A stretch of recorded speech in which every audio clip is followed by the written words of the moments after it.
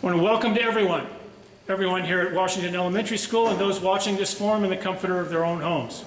On November 8th, the polls will close and the ballot counting will begin. Richmond will select a new mayor and 3 new council members.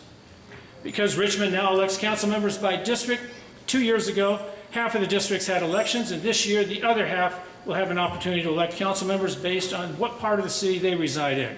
Just a few moments ago, we had a candidate forum for District 2, which covers from Point Richmond up through Parchester Village, the Country Club Estates, swings over and stops about where the Marriott is at Highway 80. The Point Richmond and Santa Fe neighborhood councils have partnered and are hosting tonight's forum. Tonight we have the 4 candidates running for mayor that will answer a few questions in the hope that the voters might learn more about their positions on issues. I know there will be a tendency to want to give applause to the candidates, but that takes up time. So you've got to ask yourself, do we want to wait till the very end of the forum and give a big round of applause, or do we want to eliminate one question because we've run out of time? Rhetorical question. Many of the candidates can guess what kind of questions will be asked, so they sometimes come with prepared responses, and some rely on electronic devices. Concerns have been voiced after previous forums, wondering whether we're hearing what the candidates think or what their consultants and handlers have prepared for them. At tonight's forum, the candidates have been asked not to rely on electronic devices or prepared remarks. Let's see how that works.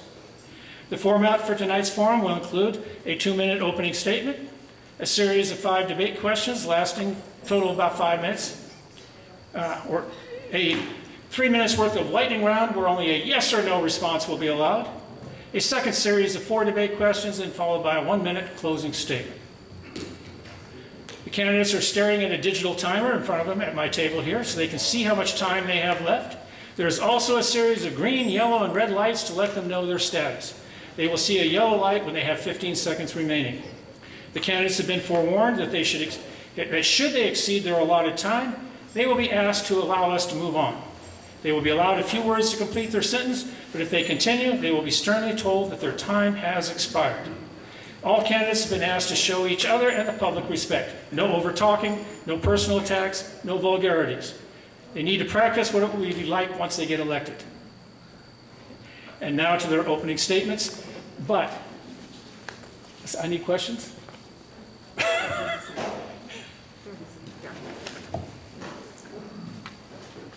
the same set of questions. Oh. It's the same set. Okay, fine.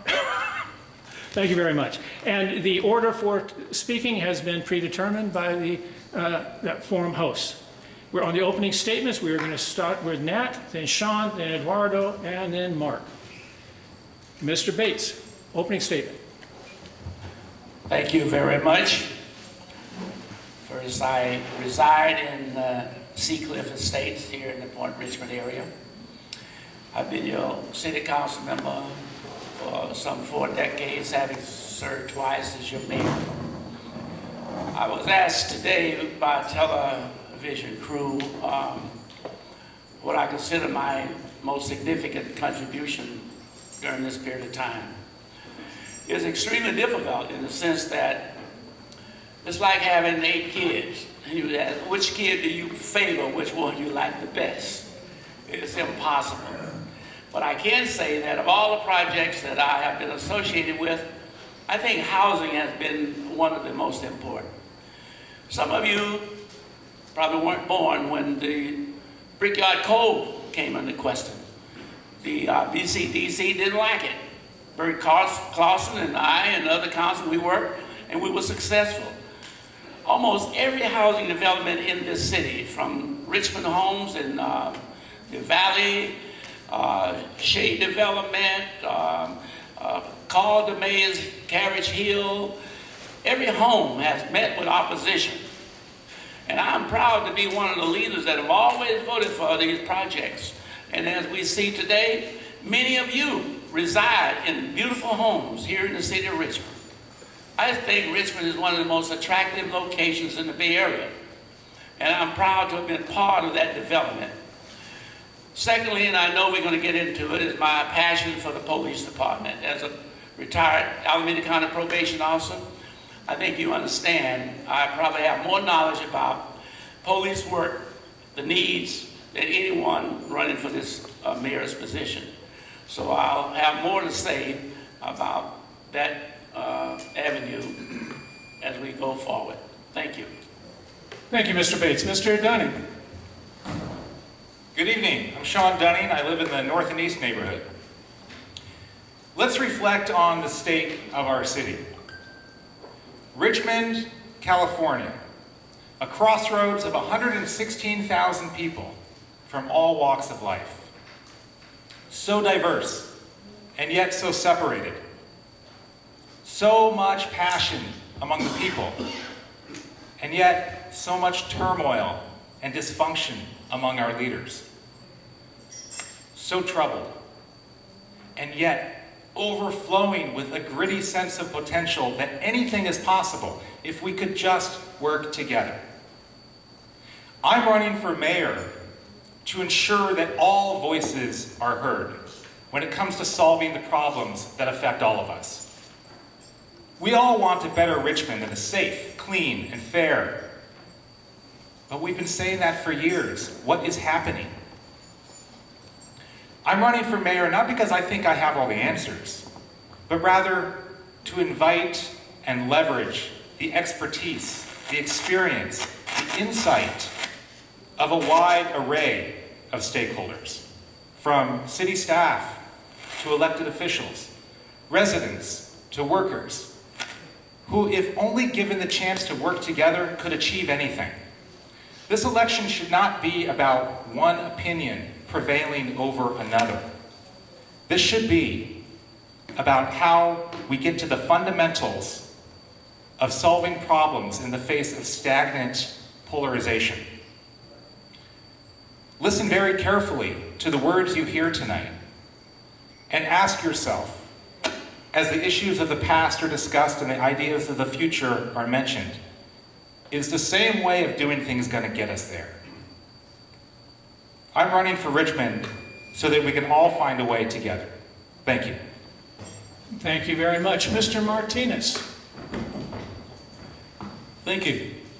My name is Eduardo Martinez. I live in the Richmond Annex. I am your current vice mayor. I've been on the city council for 8 years. I've been endorsed by the Democratic Party because I have democratic values. I've been endorsed by the fire union because they know I understand public safety. I've been endorsed by the Sierra Club because they know I understand the need for a clean environment. So I'm here asking for your support because I believe you have the same values. You want affordable housing for everyone. You want clean environments. You want public safety. And we have solutions for that. I've worked for 8 years on the city council and we've accomplished a lot. It's not as if nothing has happened because there's discord. There's discord, but there's always discord whenever there's a difference of opinion. But we know how to work through it. So, at this table, we need to recognize that everyone has been there recently, and that's where the discord took place. Before, the table was held only by a few selected people. I'll talk more about that later on. But right now, we are here together. We are listening to all the candidates to see which one of us actually has a vision for the city that we can engage everyone's imagination into, as opposed to waiting for some sort of idea to arise out of conversations that we've already had. So I hope that you consider me as your next mayor. Thank you. Thank you very much, Mr. Martinez. Mr. Wasberg. I lived in Richmond, San Pablo for the last 60 years. I used to live at Point Richmond over here at the hotel when I used to work down at the docks at the tugboats. We all know what's going on in Richmond. The police are complaining because there's no police. Fire is complaining because the city council defund the police, defund the fire department. They talk about safety. Well, how are you going to have safety when the police are leaving? Because the RPA is defunding the police. Ever since the RPA took over, the homicide rate has quadrupled. I know, I was there. I was with a Corky. I was at every major rally you could think of. We all know what's going on at the city council. Not one law that they respected on our Constitution. Nothing. They want to implement their own type of government. They talk about safety. Well, how are you going to have safety when there's no police? Tell me that. How are you going to have housing when the city council keeps fighting among themselves? Right now you have a lame duck mayor because he can't do nothing because the RPA always votes him out. But when I'm there, it ain't going to happen with me. I'll take care of business. I'll file so many lawsuits on them. I'll take them off all the commissions. The RPA is nothing but the city council we have now is nothing but an anarchist government. They want to implement their own type of government. We can have a government for the people and by the people and the Constitution. The first thing as any public official is to support the Constitution, support your safety, support your rights. And I'll tell you one thing, you go in there in front of the city council and the RPA still controls that, you ain't gonna have no rights. I know all about it. Because you put me as mayor, I'm not gonna let the city council push their weight around supporting criminals, stopping police checkpoints, letting illegal immigrants come here illegally. We all know what's going on. You make me mayor, I'll take care of the problem. I'll make sure they'll obey the Constitution laws, and lawsuits are going to be flying on the RPA. Thank you, Mr. Wassberg. While we're getting the question up there, we now go into the debate phase of our forum, where we will have 5 questions. Each candidate will be given 1 minute to respond to the question, which they are just being handed right now so they can read along. When they finish their 1 minute response, then they will have 1 minute to rebut. They can challenge anybody else that spoke previously on that issue. Okay?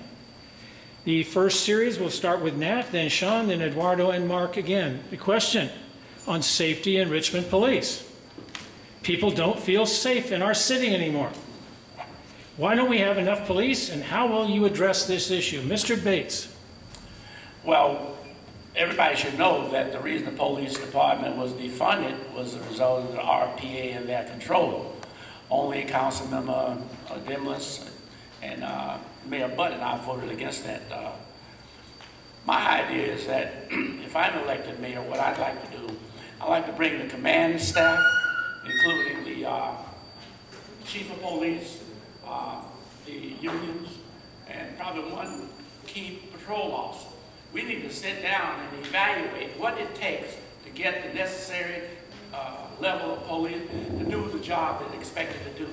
And the reason I bring these people together is because they're the one that has the best knowledge. Citizens don't understand that. All we say, we want more police. But how do we want it? How many do we need?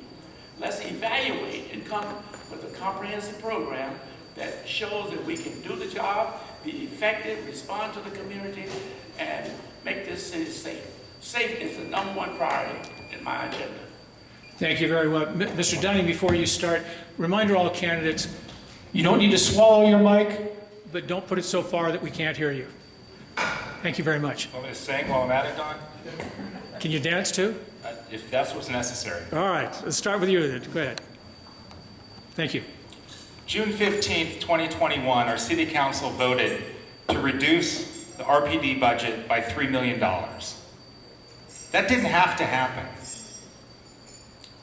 People are concerned about safety. It doesn't matter what side you're on, everybody in Richmond is concerned about safety. That was not the solution. When that vote was taken, 2 of the gentlemen up here were actually on that council. We got to ask what was being done at that time to actually answer the question of safety. This is a complex issue. We'll get into it more, I'm sure. But the reason we're down so many officers is actually not about that funding. It's because they lost confidence. 26 officers left Richmond because of the way that process went. It didn't have to go that way. Thank you. Mr. Martinez.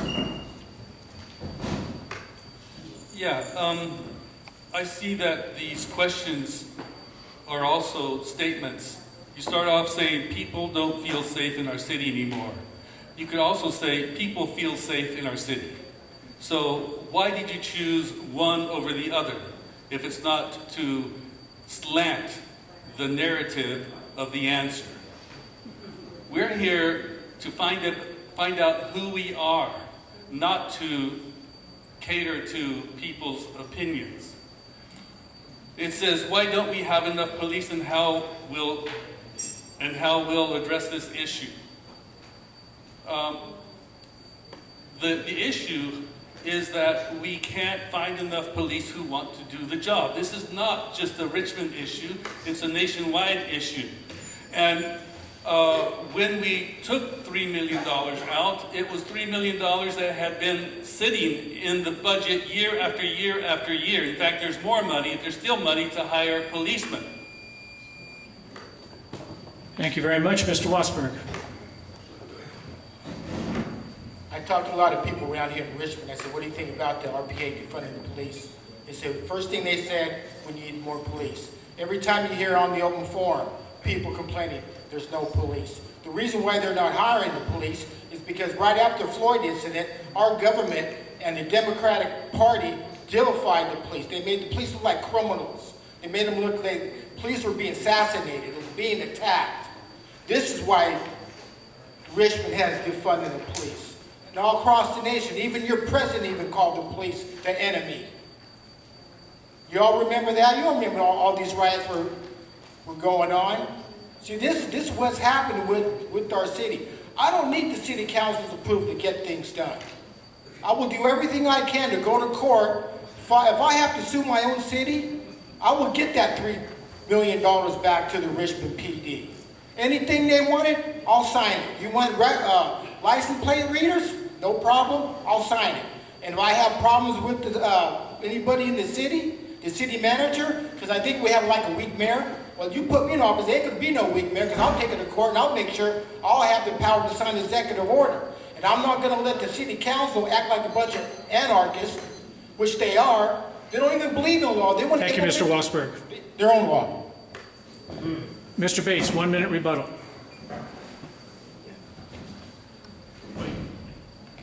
Each one of us have an opinion, but my professional opinion is that we work with the chief of police and her staff. I have no idea what is an adequate number. We can throw a number out there and that may sound good, but I want the chief of police, management staff to be able to tell us how many staff we need. We do know that Richmond represents 54 square miles, and 97 officers is impossible to cover that geographical area. We need more police because it's prevention. Just see, how many of you have seen a policeman in your neighborhood driving by? Very, very rarely. But however, you need that physical appearance. That's a deterrent. That is a prevention. People see that, they will respond. Crooks are a lot smarter than you think they are. Much smarter than most of us. Thank you, Mr. Bates. Mr. Dunn? Do we have a rebuttal on that? Or? Well, no, it'll be your turn in 2 times. Yes, you will. Mr. Dunn? Mr. Bates, I don't know if you distinguish between crooks and citizens, but you said citizens don't understand, and I think they do. I spent 450 miles running through every single neighborhood in the city, and I met a lot of our residents. And there's a chorus, a refrain that I hear from everyone about people not feeling safe and needing more police. Now, don't get me wrong, we need more than just police to be safe. They're not the answer to everything. But you ask any average person on the street of Richmond anywhere, and they're going to tell you that they don't believe we have enough police. Talk to the 83-year-old woman I met in the Santa Fe neighborhood not far from here, who's lived here all her life. And she said to me she doesn't feel safe walking out the door. Now, we can debate why that is, but it's definitely true, Mr. Martinez, that people do not feel safe in this city. And they associate it with not having enough police. Now, I don't think that's the only answer. But if you want to ask them what they say, they're going to say it. I think we ought to be representing the interests, the needs that people actually tell us. That's our job as leaders. Thank you. Thank you. Mr. Martinez? Yeah, I never said that people don't feel safe in the city. I was referring to the question. Some people don't feel safe, other people do feel safe. I have talked to people who have told me they feel safe in the city of Richmond. And what they would like to see is the roads repaired. They'd like to see more abatement. They would like to see more housing, more businesses. And we can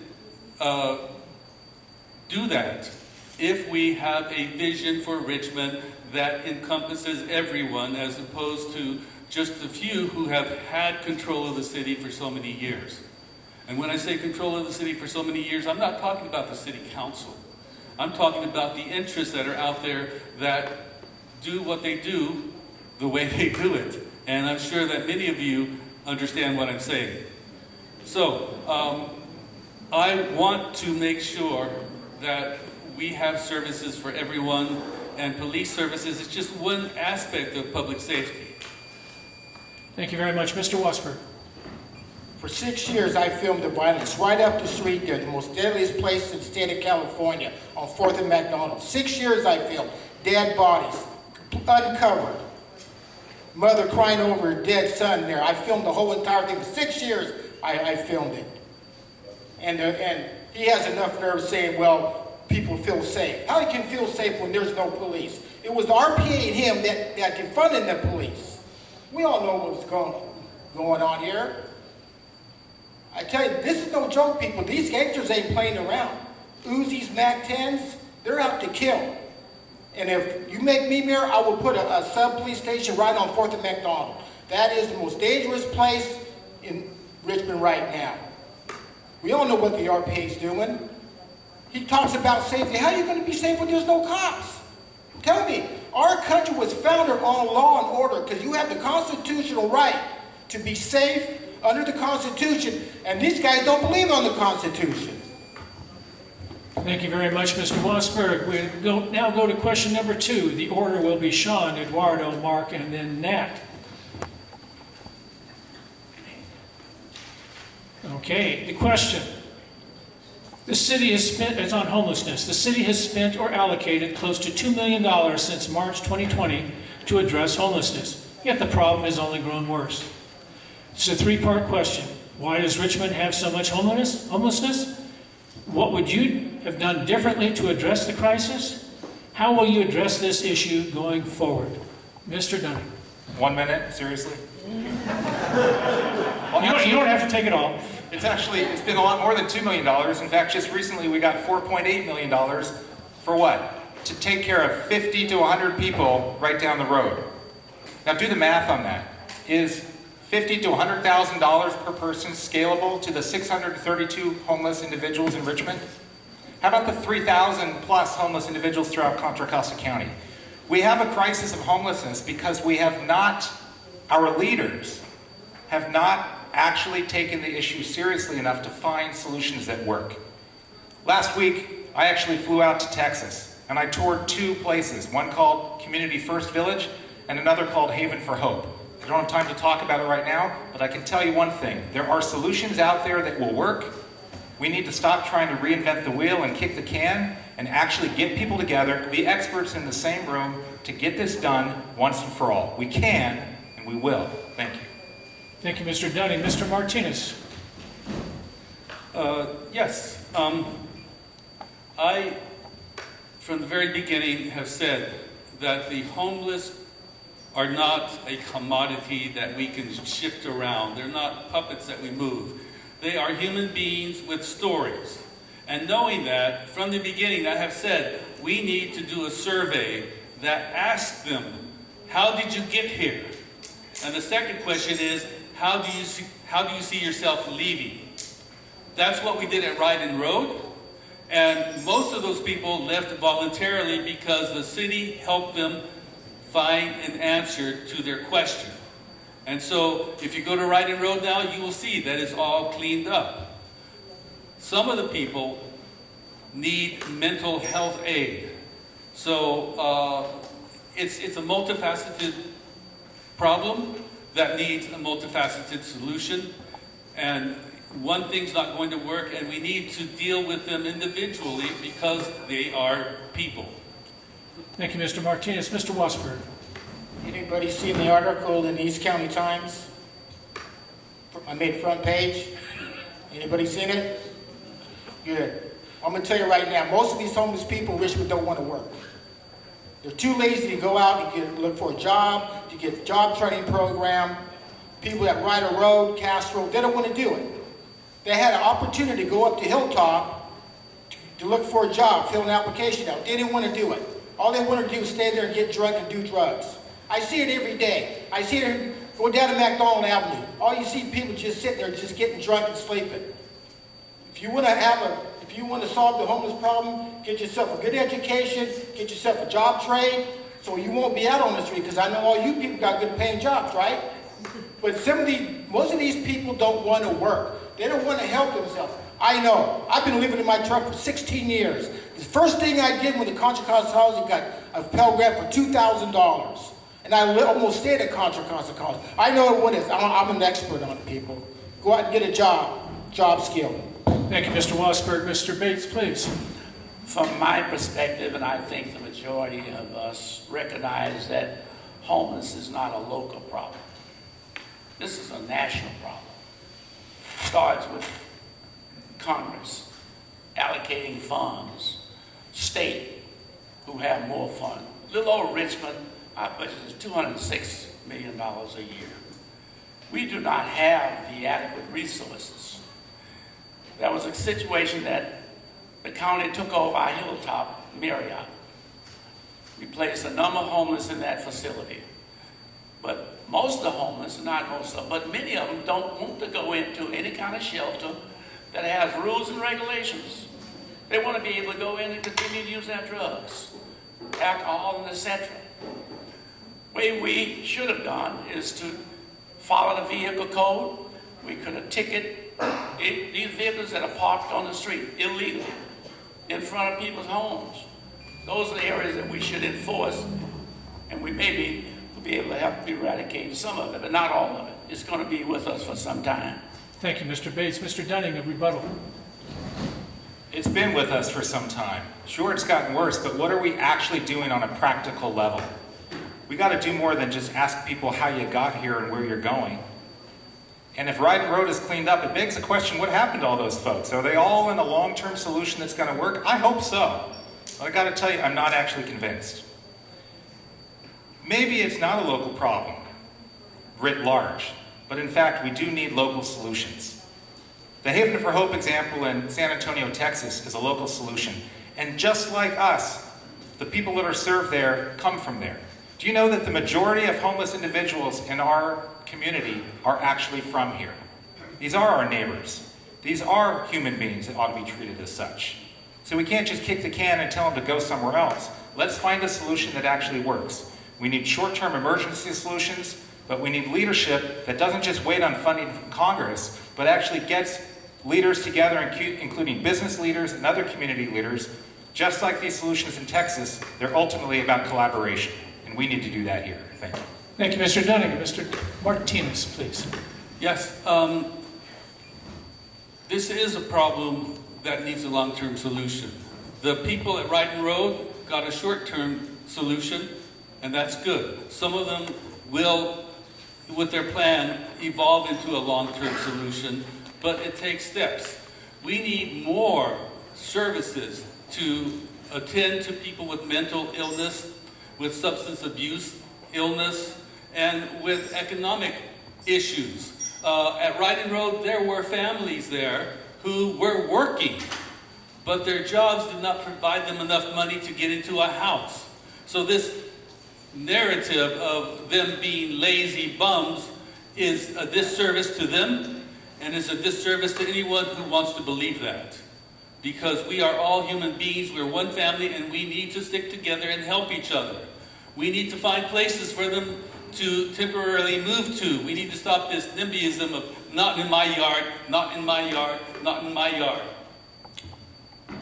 Mr. Wasberg, a rebuttal, please. Well, we all know that the city council was supporting these people being homeless. This is why they didn't want to tell the police to go ahead and tow their vehicles for the last 2 years. Same thing down on Castro. Oh no, you can't enforce the law. Look, sometimes people make their own selves homeless. I see, you people don't see this. I see it every day on damn road. Women walk around, they haven't changed their clothes on once in 2 weeks. Do you ever see a homeless guy? That's why homeless women don't wear underwear. It's the true fact, people. Some of these people live like animals. But a person can help themselves if they want to do it. But they don't want to do it. They'd rather sit on the corner, get drunk, and do drugs and stuff. See, you people have good steady jobs, you work every day, have nice houses and stuff like that. Go down to El Sobrano Dam Road. Go down to McDonald Avenue. Go down to Castro. A person can do something because they don't want to do it. As long as they're going to get a freebie, they're just going to milk the whole entire thing. And this is what the city council does. Thank you, Mr. Wasberg. Mr. Bates, a rebuttal, please. $2 million for Ryden Road. What about Castro Ranch Road? How is it that one area get that kind of money and the other one don't? I'm telling you that unless this city come together and develop a comprehensive program, we're going to continue to have this homeless. The homeless are basically coming a lot from those areas like Oakland, Berkeley. If you remember on University Avenue, they closed it all down. Oakland, they closed it down on the freeway in Emeryville. So where do they gravitate to? They gravitate to those areas that they can come to without any problems. Why do we not have homeless in Hercules? What about Pinole? Do you see any homeless there? It's because Hercules and Pinole collectively have a policy of enforcement. That is a way you solve the problem. Again, this is a national and a state homeless problem. Not so much a city. We just happen to be the benefactors of it. Thank you very much. Before we go into the third question, I just want to remind all candidates that in a debate type forum where half of it is rebuttal, you're not supposed to be expounding on the original question. You're supposed to be rebutting what your other candidates said so we can tell the difference between each of you, please. Now for this question, this is a two-part question where the candidates get to answer it, but also the audience. I want you to think about this. Don't shout out the numbers, but we'll be giving you some numbers when this question is over with. Okay, this question is on housing. The state mandates regional housing needs allocation, RHNA, targets for affordable housing for all municipalities and counties. The three questions as part of this. Do you know Richmond's target numbers? Are they being met? What and or who do you think is responsible for this, and how will you address this housing crisis? We'll start with Eduardo, Mark, Nat, and then Sean. Yeah, the RHNA targets was actually devised for infill. It was devised so that we can have housing close to mass transit. Because the important thing of housing is making sure that with housing we don't increase traffic and more traffic.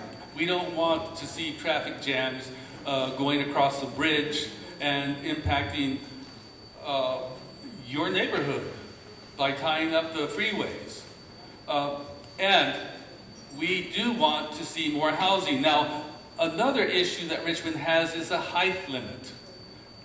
We need to start building higher in particular places so we can achieve more density and meet these standards.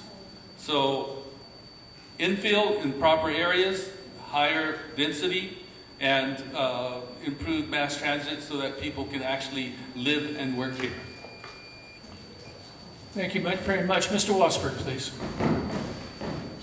I don't care where the housing is built, as long as you have a place to live.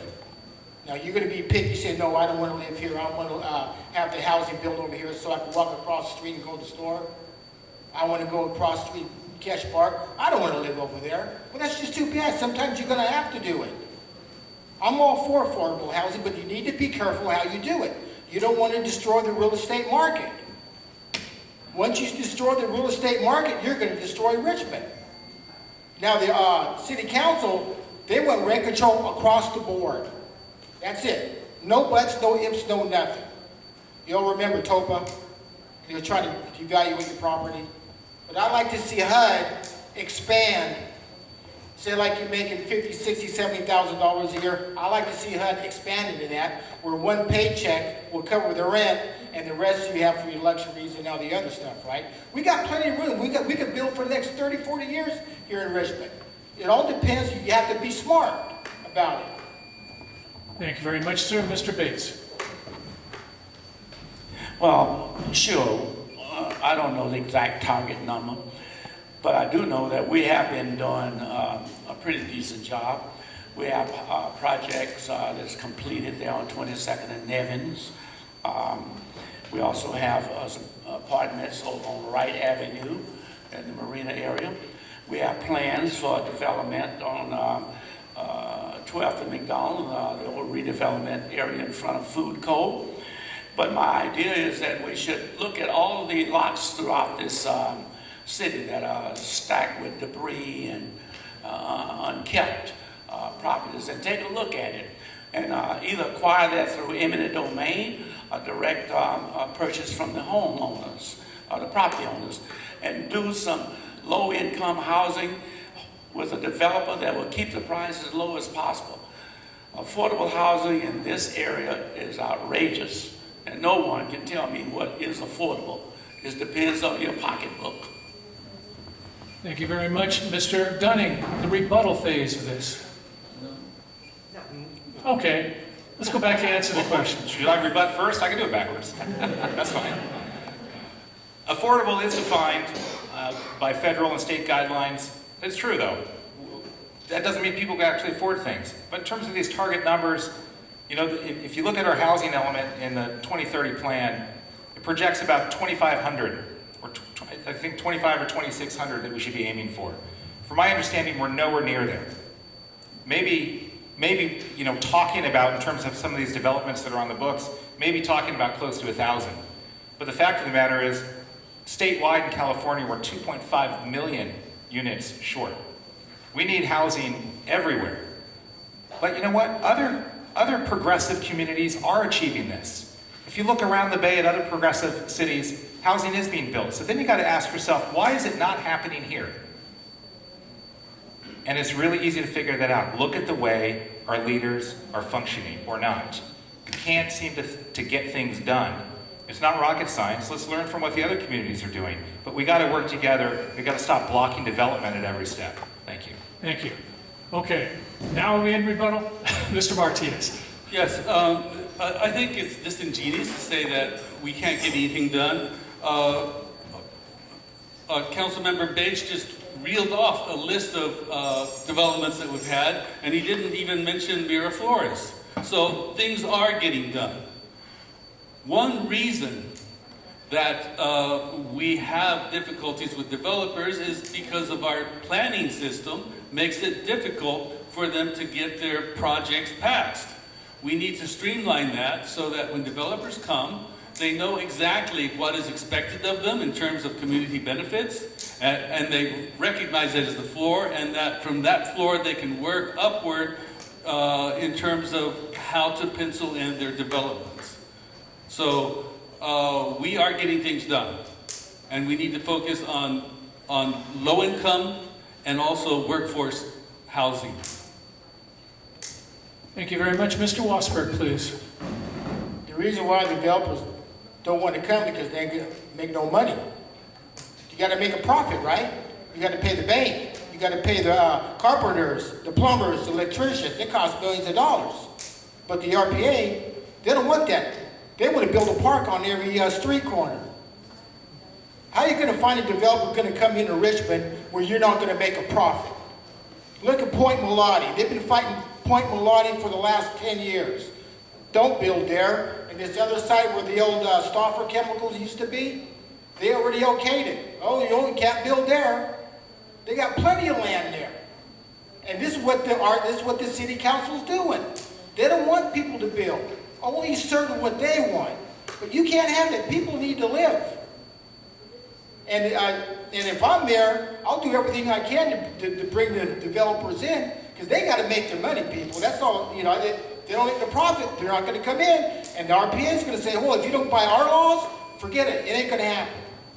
Thank you, Mr. Wasberg. Mr. Bay, to rebuttal, please. Well, when you're not part of the city system, you don't tend to understand what's going on. There are projects, as Vice Mayor indicated, Mayor Flores project. We also in the process of rebuilding Nystrom Village. So there are projects going on, and I will indicate there's no city in this Bay Area that is meeting the state's mandate, primarily because they're not providing the financial assistance to meet those mandates. We don't have a city that is capable of building homes ourselves. We have to reach out to the developers.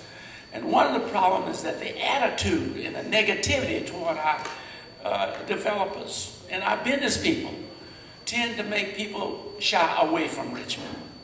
They don't want to deal with Richmond because there's too much turmoil, negativity, anti-this, anti-that. Until we get positiveness, working together, we're going to continue to have problems doing anything in the city of Richmond. Thank you, sir. Mr. Dunham. And we got to ask ourselves, why is that? Why can't we seem to get things done? Let's look at the planning system. I hear people all over the city complain about permits, even for simple projects. My background is in conflict resolution and organizational effectiveness. That's a fundamental systems question. It's not rocket science to figure it out. Where's our leadership in fixing these things? Why not look to another place where it works well and replicate that? Why just complain about our own system that you're overlooking instead of getting it fixed? I was at Mayor Flores the other day in the Park Plaza neighborhood meeting with residents, and the folks over there are really frustrated about this project that's been going on for years and years, and they asked me, why is it not going through? And all I could refer to a conversation I had with a city employee about a month earlier, explaining just the complete, inability to do fundamental organizational tasks that any functioning organization should be able to do. Thank you.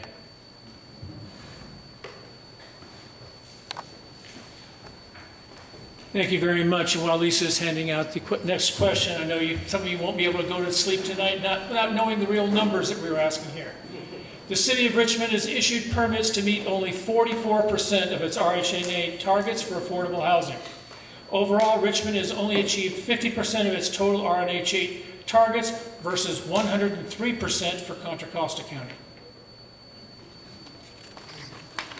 Okay. Question 4. For this question, we'll start with Mark, then Nat, then Sean, then Eduardo. This is a 3-part question. Richmond voters passed a gross receipts business tax, also known as Measure U, in November 2020.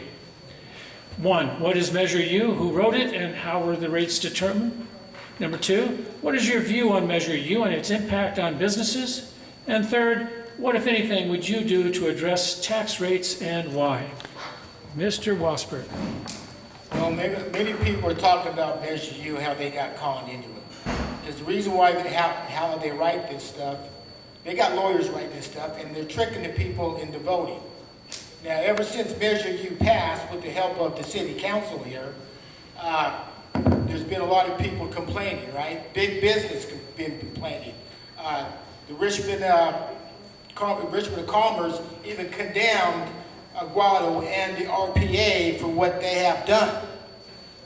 You see what I'm saying? Let's tax the rich and give to the poor. Let's play Robin Hood. See, this is the plan. The only reason why they end up passing Measure U, they call the people to make Richmond that city bank that they're going to have, to take the money out of the city budget to start funding the poor people. That's the only reason why they call the people and pass the Measure U. You have every big business pays big money. Small business pays small money.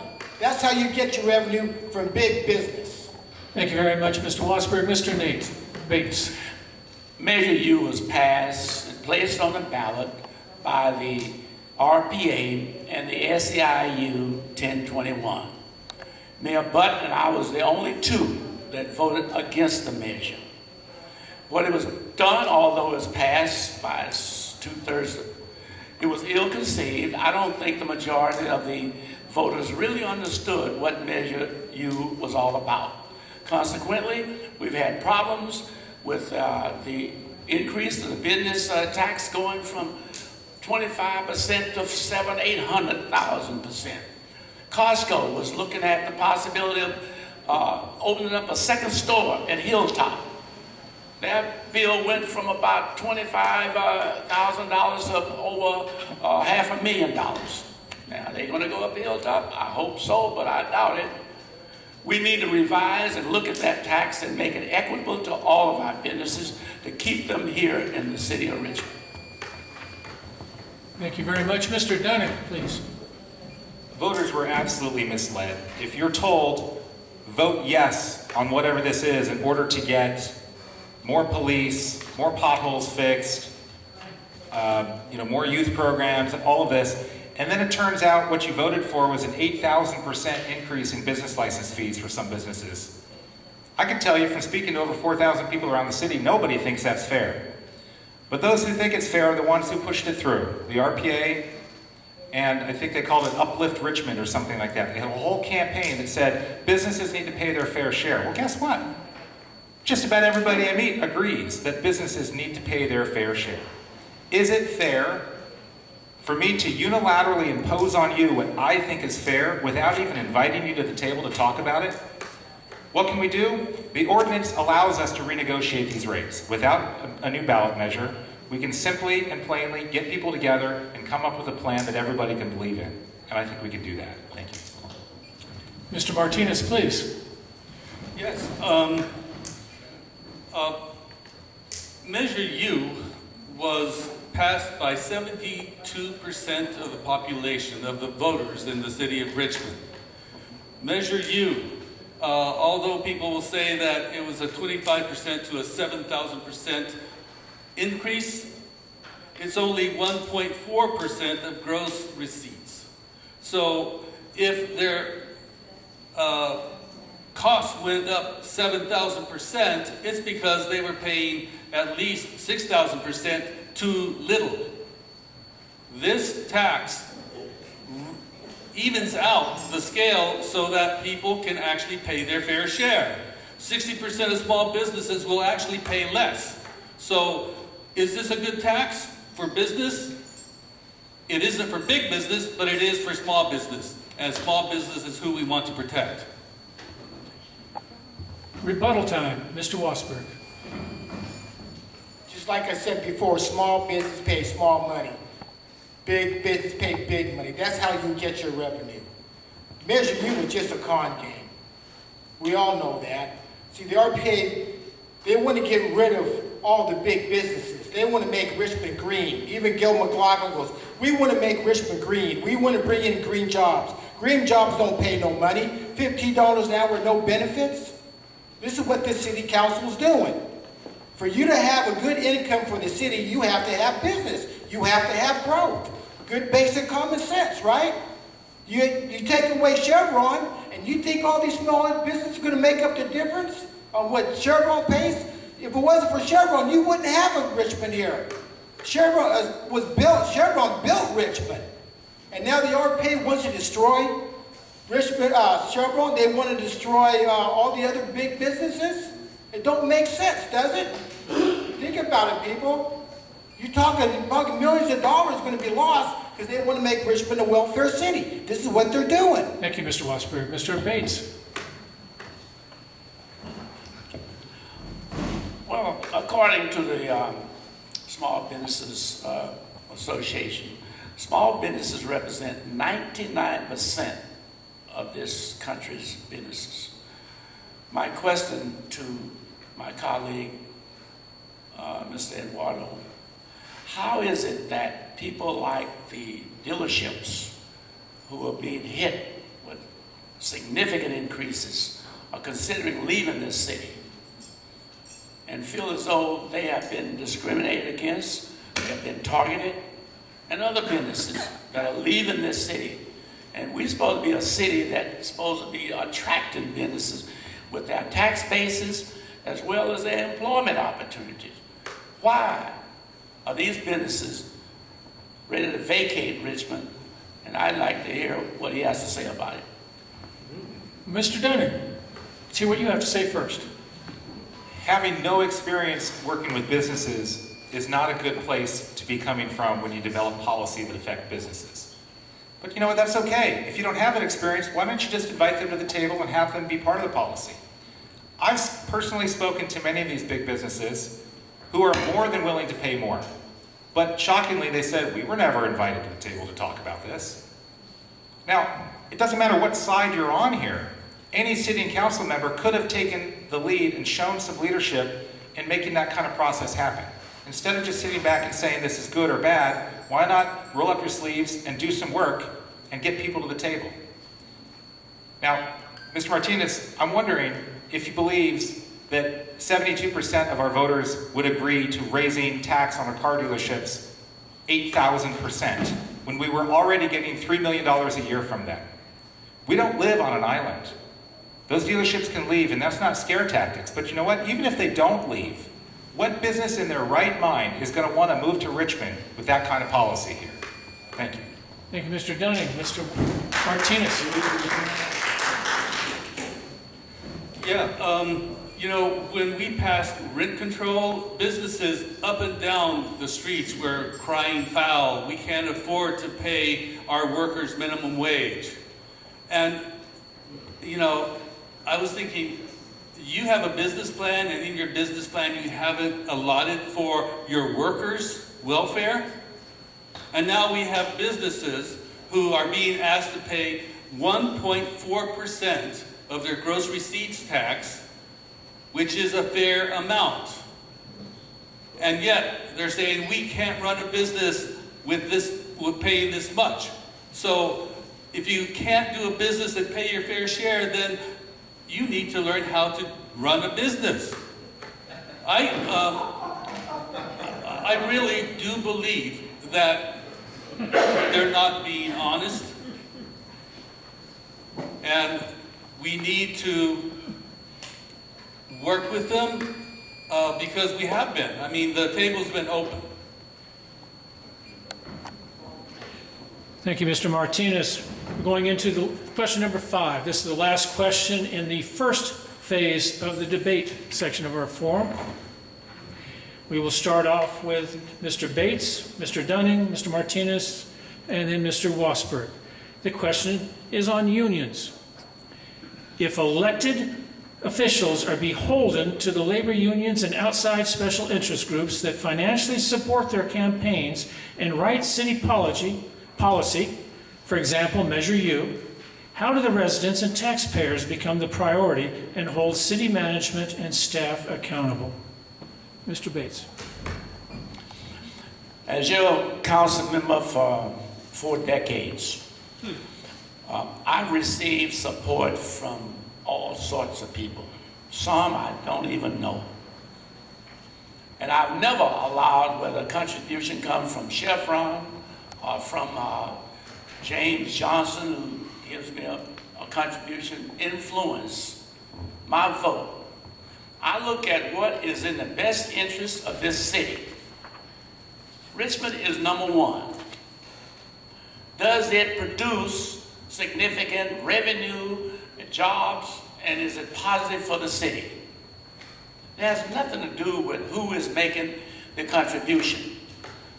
Whether a person give me $50 or $10 or nothing at all. They call me about a problem. It's my job. And I've done that for 4 decades to represent and respond to each one of them without any special favors directed to anyone. Thank you. Thank you, Mr. Bates. Mr. Dunning, please. There's a lot to this question, but underlying it all is a question of who's influencing you and who are you beholden to. And I'll tell you how I approach this. The same way in my campaign is the same way I be as mayor, which is you get a seat at the table, whether you support me or not. Period. It deflates, someone starts to have a quid pro quo conversation with you and you say, whoa, whoa, whoa, whoa. You get a seat at the table, whether you support me or not. Because if we're going to solve problems, that's what rational leaders do. We need to include all perspectives. Now, with all the accusations of where money comes from and whether you're beholden to that or not, I think, to answer this question, we really ought to look deep and actually do trace the money. Where, take a close look at SEIU 1021. And then ask yourself, is there a correlation between policy and where that money comes from? The same should be asked of any special interest group. But if everybody's invited to the table, regardless of who supports you, then we'll actually make fair policy. Thank you. Thank you, Mr. Dunning. Mr. Martinez. Yeah, the unions of the city of Richmond are the workers of the city of Richmond. They know what they need in order to do their job. We have 50% of our city staff vacant. We need money to fill them. Actually, we need money to increase them. People complain about roads, they complain about garbage, about it not being picked up, not taken care of. Why is that happening? Because we don't have the workers to do it. And how do we hire these people and pay them if we don't find ways to increase our revenue? Measure U does that. Measure U will make our city a cleaner, safer place to live, and that's why Measure U has to continue. Thank you, Mr. Martinez. Mr. Wasberg. Measure U was so great, why the Richmond City Commerce was complaining about and criticizing the RPA. They even named all 4 of them on the city council that did it. My lady friend gave me $5. I said, what's this for? She goes, for your campaign. All right, took $5. Okay, like I say, we all know big money talks, right?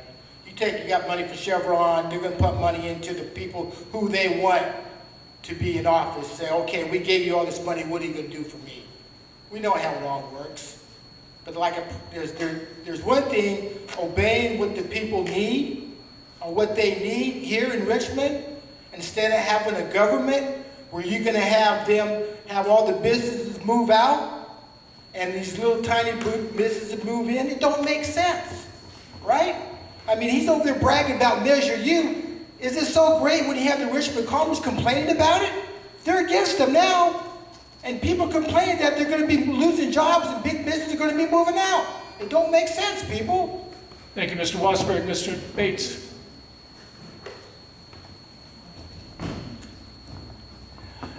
I don't know how individuals can sit here and indicate that big businesses do not influence their behavior.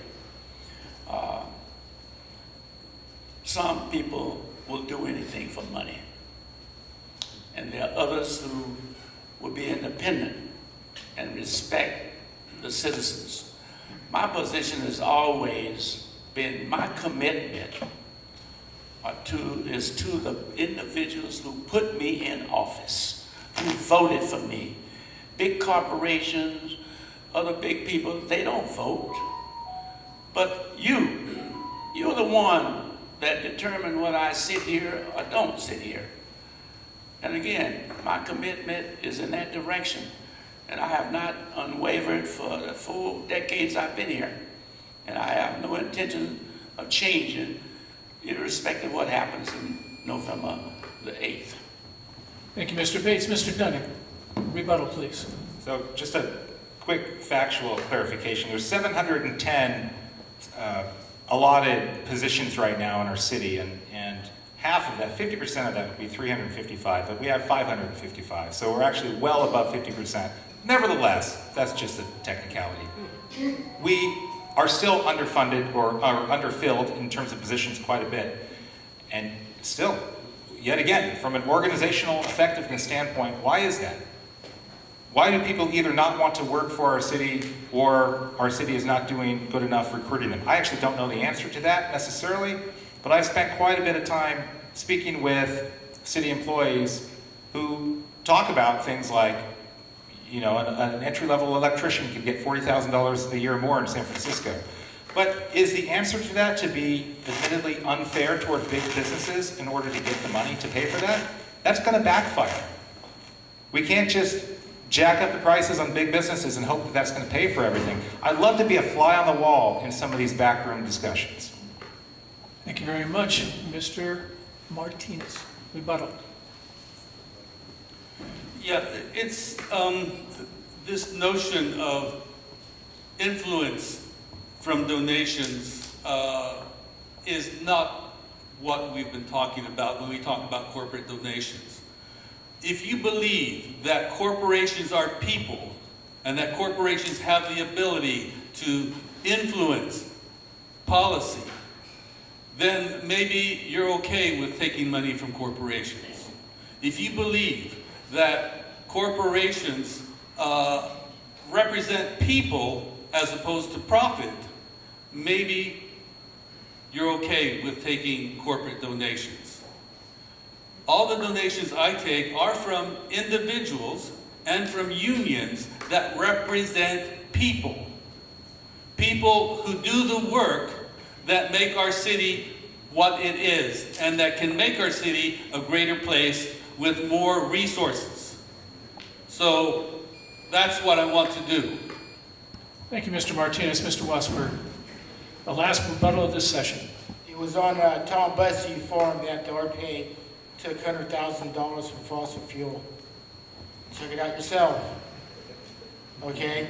How can they say, the RPA can say, well, we're for big business, we're for people working, when businesses are gonna start moving out? Don't make sense, does it? If that was for the people to work, they wouldn't even bother passing Measure U. It wouldn't even be on the ballot. But one thing about Measure U, it was written to be changed. And there's only one person in office that can change it. He has to go to court, label unconstitutional, but you're not going to negotiate with the RPA. They made up their minds. You don't negotiate with these people. There's no way. You look at the city council, always the mayor lucky he'll get 3 votes. This is how the RPA is running our city. You're going to have to realize what kind of communist regime this is. Thank you very much, Mr. Wasberg. This ends the first half of our debate part of the forum. We're now going to liven things up a little bit and go into the lightning round. Lightning round, we're going to ask a question. There's only one response. It's either yes or no. There's no questions about it. There's no explanations about it. It's yes or no. Okay? We will start off with the first question in the lightning round with Mr. Bates, then Mr. Dunning, Mr. Martinez, then Mr. Wasberg. Question 1, measures L and P. The Richmond Rent Control and Just Cause Eviction Ordinance was approved by the voters as Measure L in 2016. Measure P is before the voters this November and would only allow landlords to raise rent by 60% of Consumer Price Index, which is tied to the rate of inflation, or 3%, whichever is lower. Question A, how did you vote on Measure L? Mr. Bates? No. Mr. Dunning? No. Mr. Martinez? Yes. Mr. Wasberg? No. How will you vote on Measure P? Mr. Bates? No. No. Yes. No. Okay, question number 2. Your voice and sworn officers. Would you vote to fund 165 sworn officer positions to restore community policing? Mr. Dunning? Yes. Mr. Martinez? I can't. Yes or no? There is Yes no or yes no? or no. There is no yes or no. There is no yes or no because. Sorry, this Mr. Martinez, this you are out of order, please. This was a yes or no. You agreed to this in advance. Thank you very much. Mr. Wasberg? Yes, sir? Would you vote to fund 165 sworn officer positions to restore community policing? Yes or no? And Mr. Bates? Yes. Please use the microphone, Mike. Thank you. Yes. Thank you. It helps with the video recording. All right, question number 3. 3 out of 3. SEIU, Service Employees International Union, otherwise known as SEIU, is the bargaining unit for all city employees except sworn officers and firefighters. Do you believe the SEIU union has too much control over the current city council, city manager, and city's finances? Mr. Martinez? No. Mr. Wasberg? Yes. Mr. Bates? Yes, yes, and yes. And Mr. Dunning? He answered for me, yes. Okie doke. We actually allotted 3 minutes for that whole section. I think we did it about, what 30 seconds? Okay. We're going to go into phase 2 of the debate section. We have 4 questions. Okay. We will start off with Mr. Dunning, Mr. Martinez, Mr. Wasberg, and then Mr. Bates. Question number 6, redistricting. The city adopted a new redistricting map in 2022. Excuse me, I'm going to have to interrupt because this narrative is false. It's not true. So if you want me to answer a question to a false narrative, I'm at a disadvantage. Show them how you do that. I will be asking the question whether you answered it or not. Show them how you respond to an unfair question. Okay. With Again. limited time? All right. This may be a debate, but please don't debate with the moderator. I'm not debating, I'm just stating the fact. Okay. The question, redistricting.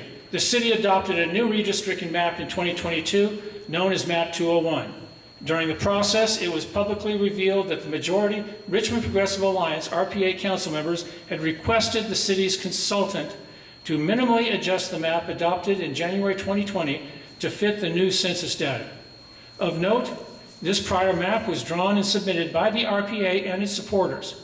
Both RPA-supported maps violate the Voting Rights Act because neither created a majority black voting district.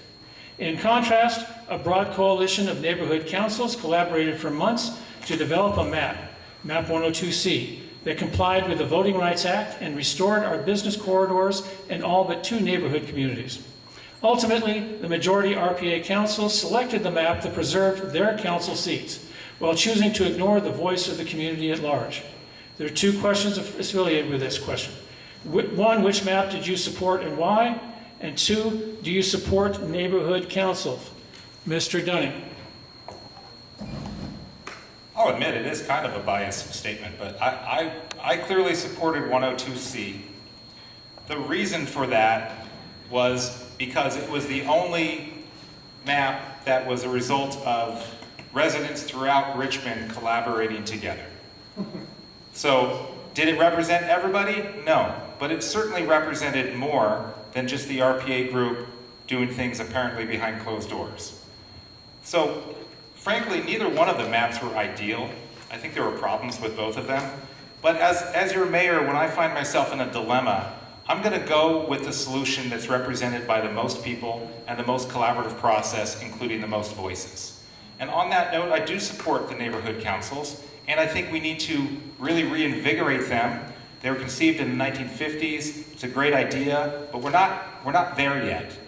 We need to get more people involved in more neighborhood councils, more representative across the whole city, but it's a starting point. Thank you, Mr. Dunning. Mr. Martinez. Yeah, I'm really amazed that anyone would print this. This is garbage. There's no truth to this. I voted for 201 because it was the map that did not disenfranchise 6,000 voters. All of the groups were equally represented.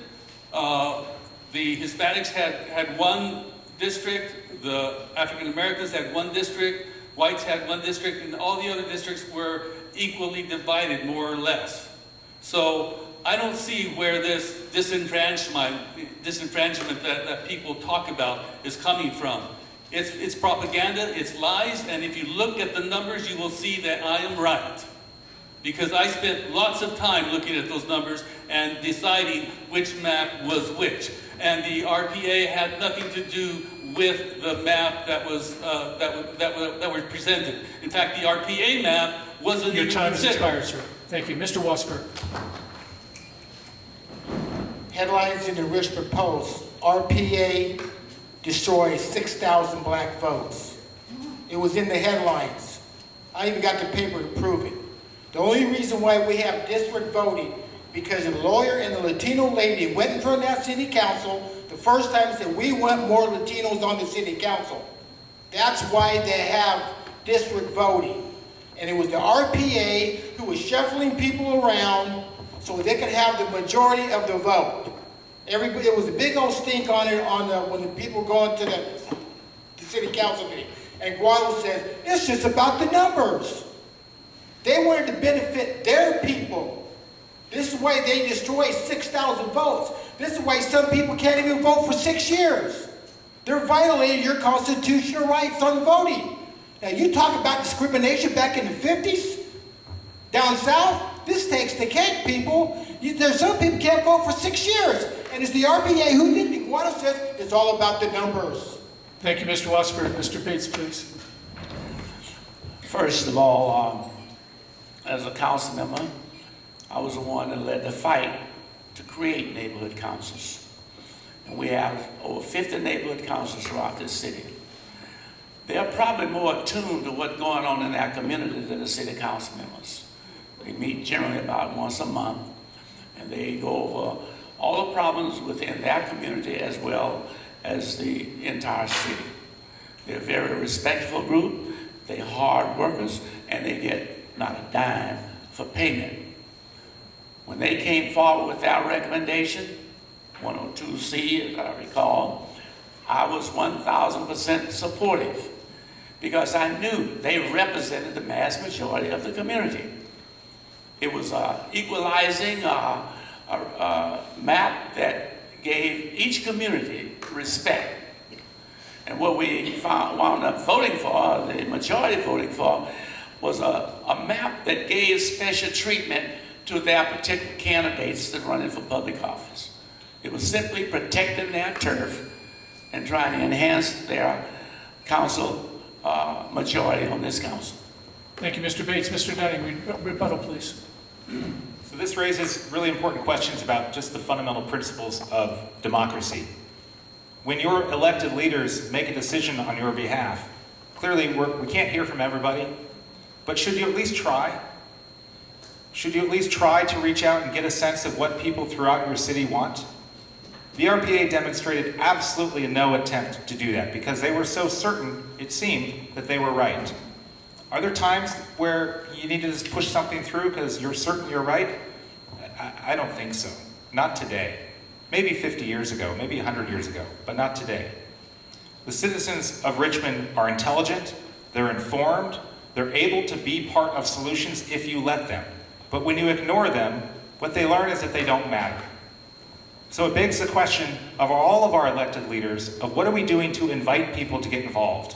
We can't just sit there on the dais and say that things are right or wrong. We got to roll up our sleeves, knock on doors, get people to the table, and 1OC was the best at that, but we could have done even better. Thank you, Mr. Dunning. Mr. Martinez, rebuttal. I do believe in, oops, I'm not supposed to, okay. So, I believe that as an elected leader, even of a neighborhood council, it's not my job to say, oh sure, my residents can be disenfranchised. So I'm going to go with 102C. People believe what they read, but they read the wrong things. What you need to do is to read the actual documents where the numbers are. And the numbers will tell you that 102C disenfranchised 6,000 voters. So for some reason, the neighborhood councils thought that they don't really matter. Well, they matter to me. And if you read the requirements, the map that was chosen actually fit the requirements a lot better than the map that the neighborhood councils wanted. Thank you, Mr. Martinez. Mr. Wasberg, your rebuttal, please. You're not going to bring everybody to the table. You know that? It doesn't work in government. Because the government's going to make up their mind because they think they're doing good for the people. No matter if you go in front of the city council kicking and screaming and yelling, the government's going to say, well, you know, we'll consider about it. We'll think about it. Then they'll come back later and say, well, we already made our decisions. I already told you why they have district voting. It's just put a certain race in power. That's it. You go back and look at the first video. That's what I've been trying to tell everybody. And you will know that I am right. But Aguado here, he just had like a nervous breakdown here. I mean, oh no, hold on. I mean, come on, people. Go back and look at the original video. It only put a certain race in the office, and they were switching people around because the RPA wants to rule. They want to rule the government. They've been doing this for the last 16 years, and now you just had a total breakdown. A guy who just might be your mayor? Hello? Thank you, Mr. Wasberg. Mr. Bates. Well, I don't know the 6,000 voters that were disenfranchised. I'd like for my colleague to identify who they are. But I do know that the overwhelming majority of the community and also the neighborhood council really was sincere. They worked hard, and they came up with a more equitable precinct route than probably the council could have. They were intelligent. They evaluated all the factors, making sure that everyone had good representation, and they put communities together. It doesn't make sense for, like, here, we're in Point Richmond. We go all the way to Parchester. You know? It would have been more ideal if Point Richmond had more in common with Marina Bay. There are other areas that I could identify, but time does not permit it, so thank you. Thank you, Mr. Bates. And we are on question number 7 now. We will be starting with Mr. Martinez.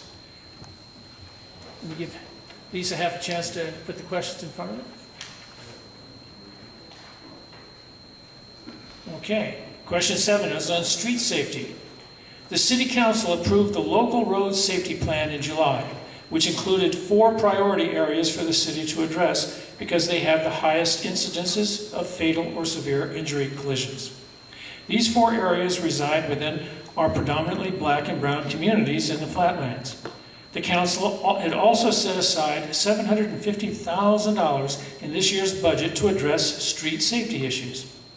The community was shocked when 3 council members from District 5 and District 6 proposed that this money be prioritized to address concerns in their RPA-friendly districts, all east of I-80 in higher socioeconomic communities.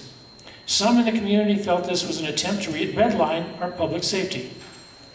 When this inequity was called out, they defended their actions by saying their communities were the only ones who had expressed concerns. The reality is, our flatland communities have been expressing concerns, submitted petitions, and pleaded for help for years. And now the question. How would you address our city's street safety issues and ensure equity and fairness in the process? Mr. Martinez. This is an issue of equity. We know that the flatlands and areas around schools have higher incidences of traffic safety.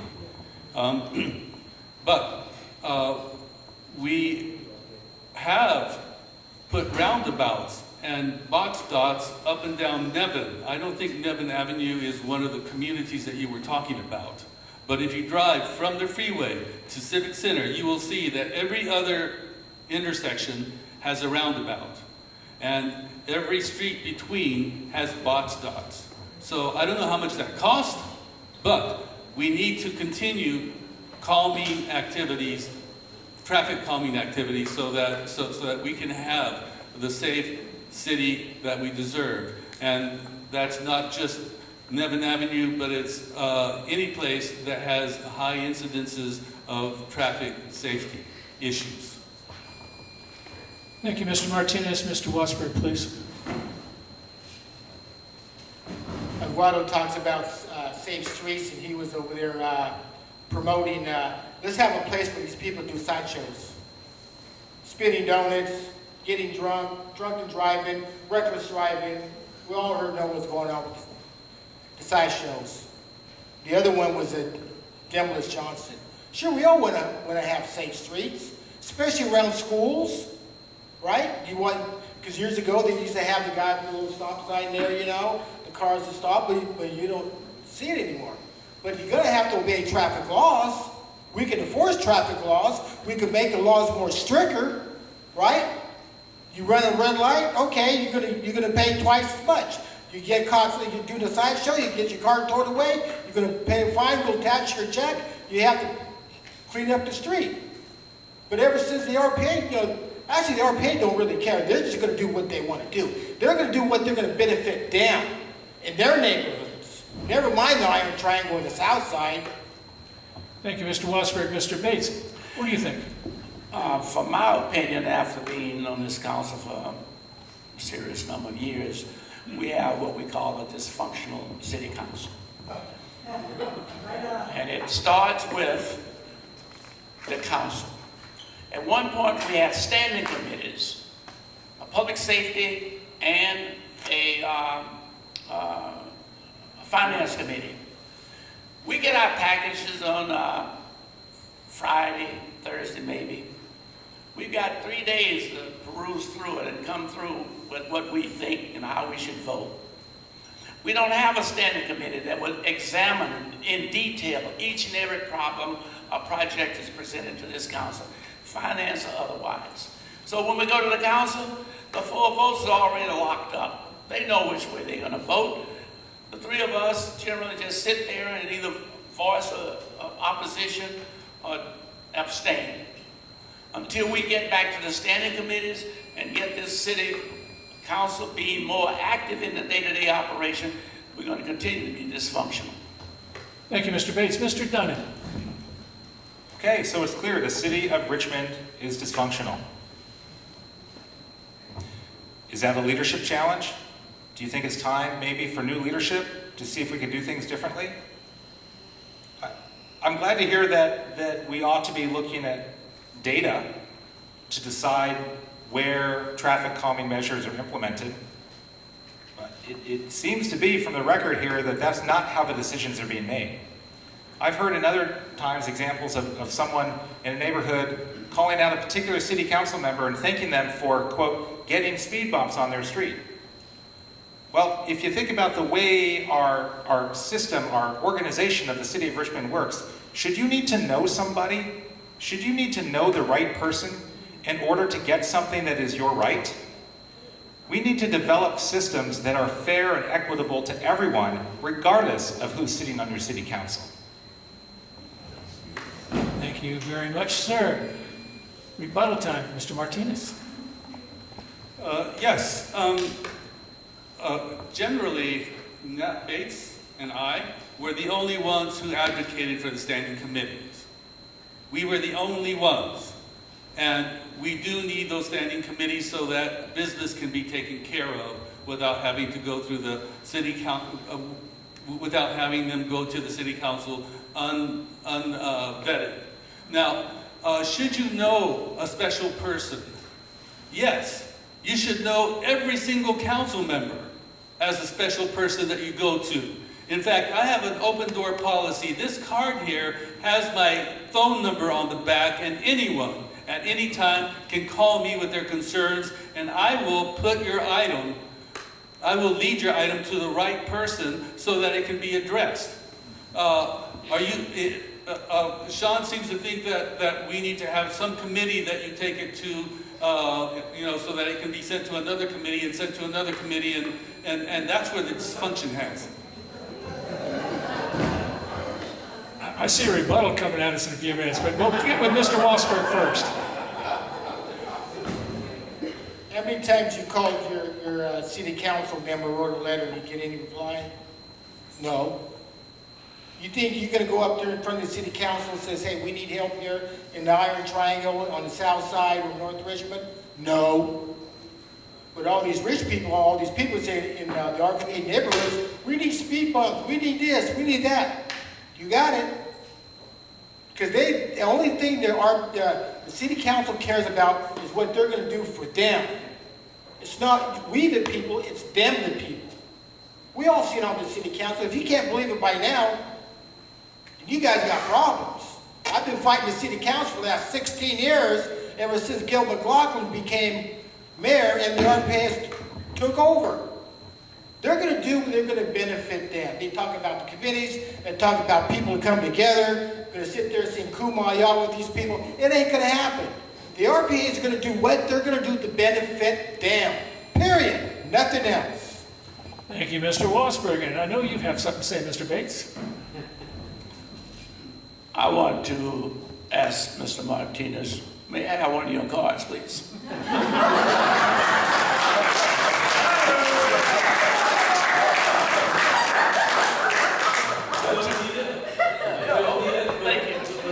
But to his credit, the vice mayor and I were the two that fought for standing committees. There's so much going on in this city, and I call it dysfunctional, that we sit as councilmen, we don't know what's going on. I came down Canal and I made a right turn, and bingo, there are some bike lanes there, almost ran into them. Where did they come from? Who authorized this? We have situations popping up all over the city because the city council is not involved with the standing committees that should know everything that's going on. Lastly, I welcome individuals calling me and asking, can you help me here? Can you help me there? That is my job. You call your congressman, you call your state legislator, why not call your city council and your mayor? Thank you, Mr. Bates. Mr. Dunning. I really don't know where to go right now. My number is 510-404-3433. You call me anytime. Whether I'm elected or not, love to hear from you. I mean, this idea of knowing special people, is that the way an organization is supposed to run? I get that's how quid pro quo works, but is that the way it should work? Shouldn't every resident in our city have equal access to being treated fairly based on things like data, science? It's not difficult to do traffic studies and figure out the average speed in various places. Shouldn't that be the way the city council person answers whether they get a speed bump or not? Now, maybe the solution is we put speed bumps everywhere. I don't know. But you shouldn't have to know a special person to get something done. And just for the record, I'm not a fan of committees. I think we can have systems that work logically that don't require having lots of people involved. But we need to define those thresholds so that they apply equally to everyone. Thank you very much, gentlemen. Going on to question 8 out of 9. We will start with Mark on this one.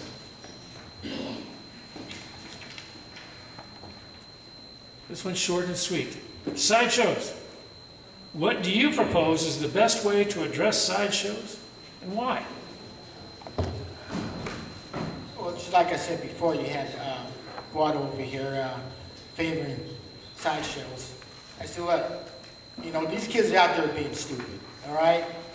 And the only way you're actually really going to stop it, you have to make tougher laws.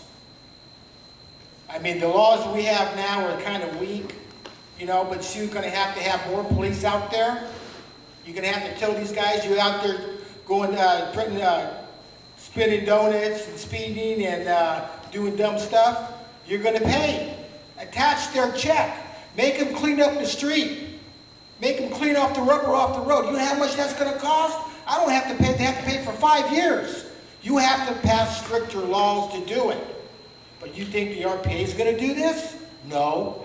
They don't even care about it. But like I say, you know, matter of fact, I seen a guy over there spinning donuts at City Hall, and the cop caught him just like that. Towed his vehicle, gave him a citation. Like I say, you have to enforce your laws if you want to stop sideshows. Thank you, Mr. Wassberg. Mr. Bates.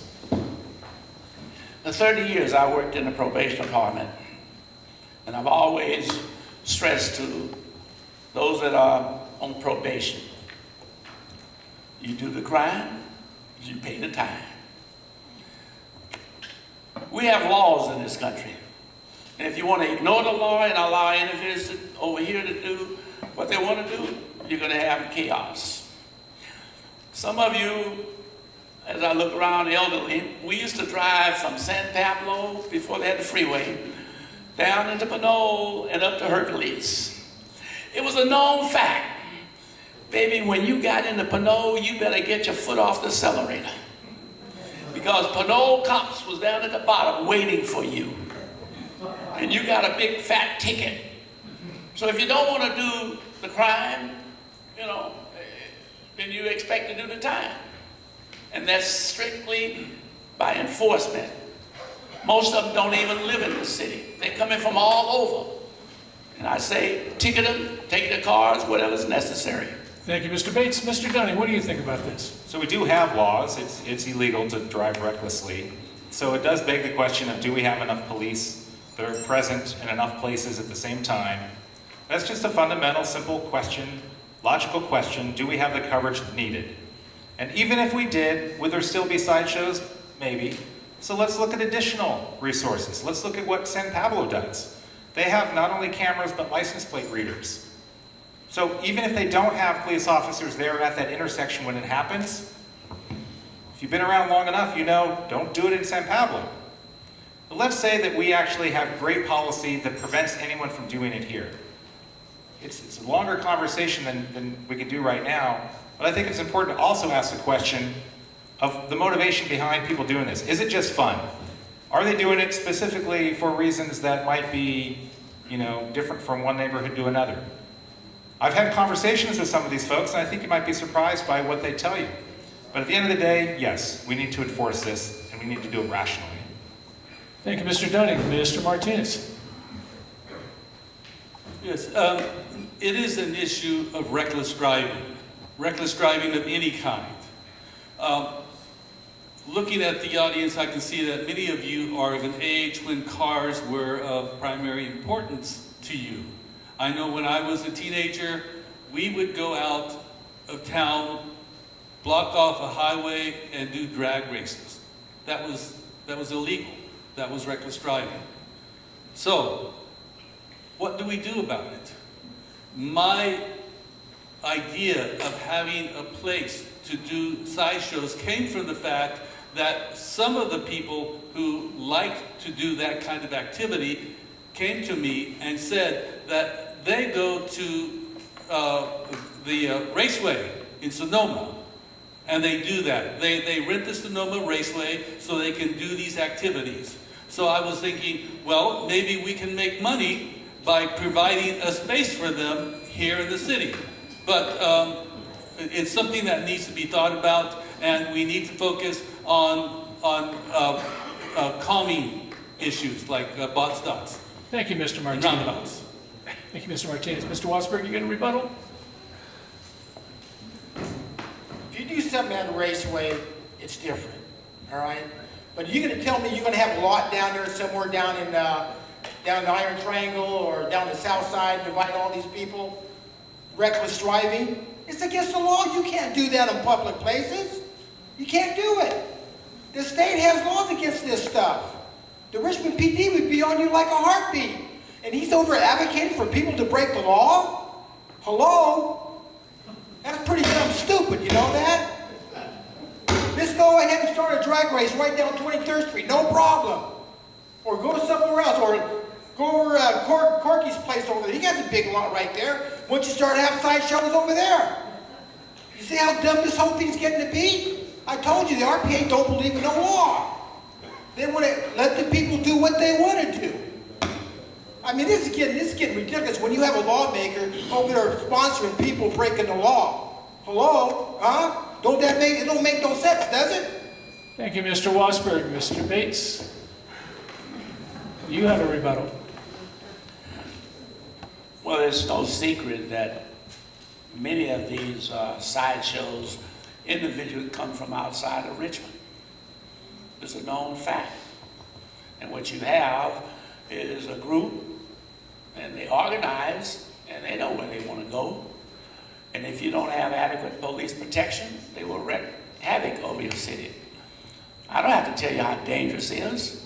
Some of these cars get out of control, and fortunately we haven't had any fatalities to my knowledge. But they have no place in the city of Richmond. And until you exert enough political police protection, confiscate some of these vehicles, and in addition, the court's got to have some responsibility. They slap too many criminals on the hand and they're out the door before police can leave his car. Courts have to be a little bit more firm and start setting penalties that people will take seriously and not commit these kind of crimes.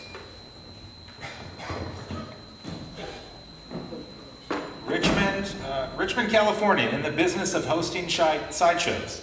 As a way to make money, I just got to ask, what would their rate be under Measure U? Maybe if we can cut a deal in order to find a place that works for everybody. I don't know, let's have the conversation. But seriously, of all the plans for economic development that we ought to be looking to, don't we need housing? Don't we need businesses? Don't we need actual, things that attract Richmond, or things that attract people to Richmond for positive reasons, restaurants, entertainment, grocery stores? Do we want to be attracting more people to Richmond to be doing sideshows, legally or not? So, I applaud the creativity, but let's get real about this. At the end of the day, this is a question of law enforcement.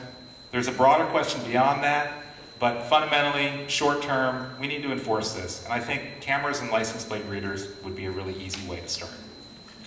Thank you. Mr. Martinez. Rebuttal. Yeah, for someone who purports to be a mediator, I find it unusual that ridicule is one of his tools. How many mediators do you see making fun of an idea that was brought to someone and making fun of the idea that was brought to me by a Richmond resident? If you're going to bring people to the table and make fun of them, it's not going to be a very nice table. So, when we listen to people, we need to hear what they say, and we need to listen without judgment. That's what I was doing. And that's what I will continue to do. When I listen to all of you, I will listen to you without judgment. I will consider your idea, and I will base it on facts, figures, and logic.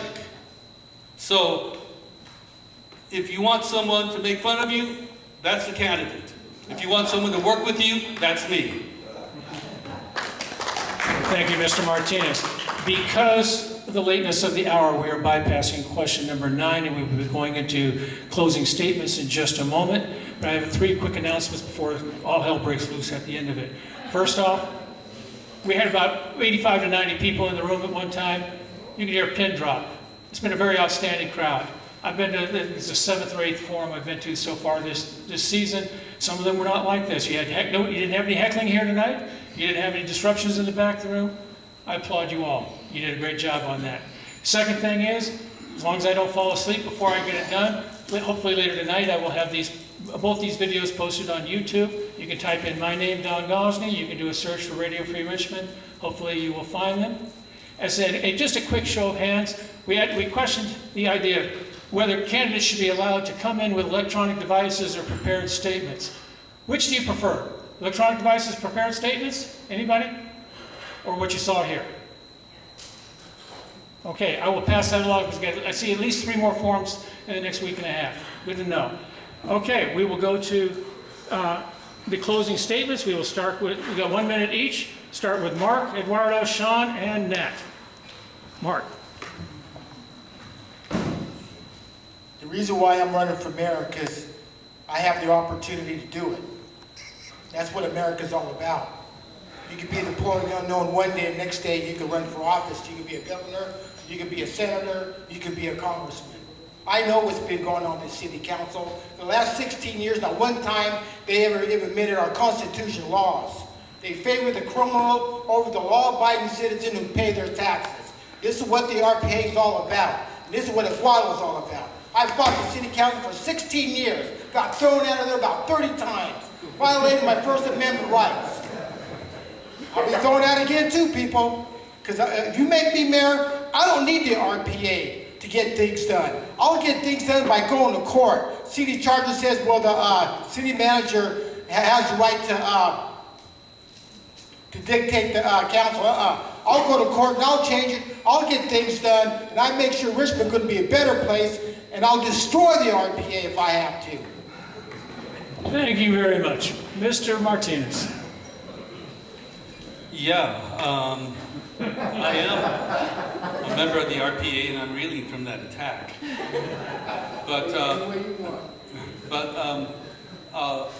If the RPA had the power that many of you believe the RPA has, this would be a much more beautiful city. So, you can laugh, but the city has actually become better for the majority of the people here. We have rent control. We have minimum wage. We have a cleaner air because we have stopped the transport of coal and pet coke. through our city. So now we can breathe fresher, cleaner air. We are trying to stop developments on toxic sites. We are looking at sea level rise so that we'll know how to deal with it when it happens, and it will happen. Thank you very much, Mr. Martinez. Mr. Dunning, your final words for the evening. Mr. Martinez, I was genuinely trying to be funny. I can see in hindsight that what I said was offensive, and I apologize.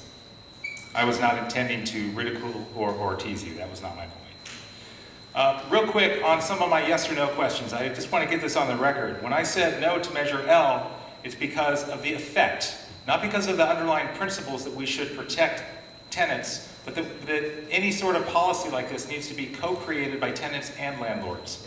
We can do that with good leadership. When I said no for Measure P, again, it's not because we shouldn't protect people against inflation, but that we should tie it to inflation. That this ought to have a sunset clause. So the principle is not the problem, it's the actual policy. When I said yes to 165 sworn officers, it's because that's what our chief of police, Visa French, recommended. She's the expert on the level of officers we need to be effective under the community policing standards that we were once nationally recognized for. Things are not just as simple as yes or no. There should be a reason, and we should all understand that reason. Thank you. Thank you. And Mr. Bates. Thank you. Well, it was a great opportunity and a pleasure to see some of my old friends here. Our age is parallel almost, and some people tell me, why are you running for the mayor's position? Because I'm not going to sit at home and watch TV and get all frustrated. I'm actively involved, and I intend to be actively involved pending your decision this coming November. I want to say that there's a biblical statement usually used at funerals, and it says, let my work speak for me. Let my work speak for me.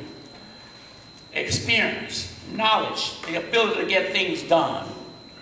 That's what I bring to the table. That's what I've always brought to the table. And I would love to see my colleague here run for the city council and get some experience and understand what a mayorship responsibilities are and how you get things done. I was just endorsed by Nat Bates, for the record. I want to thank all of the candidates. Before everybody stay seated for just 1 second. I'm looking around here, I'm seeing an awful lot of senior citizens. I passed being senior citizen a long time ago. Maybe you guys think the same way I do. And knowing that nothing ever just happens. Somebody has to make it happen.